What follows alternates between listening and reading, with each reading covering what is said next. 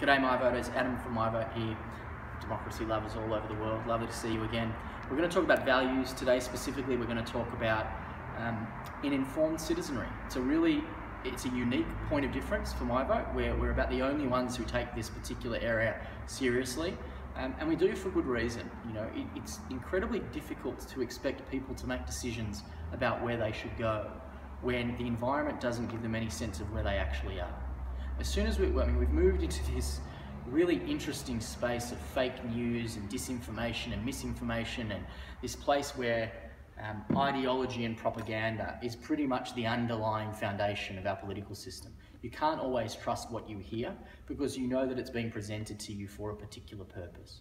What we believe is that every citizen should have the opportunity to be informed about every issue so that they can actually have a say about every issue.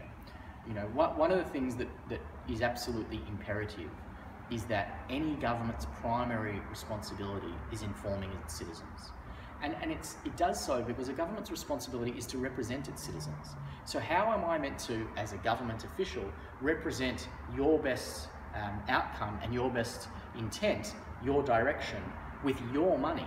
Ultimately, they're playing with our money.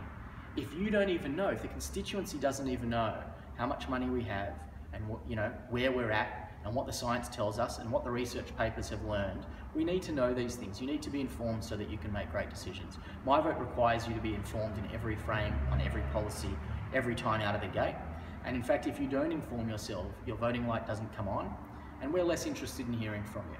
That's not because your voice isn't important, your voice is imperative. But what we want to make sure is that when you cast that birthright, that vote on every policy issue, you're doing so understanding what it is that you're voting on and understanding the ramifications of making that choice. I hope that makes sense, makes a lot of sense to us. See you soon at MiVote.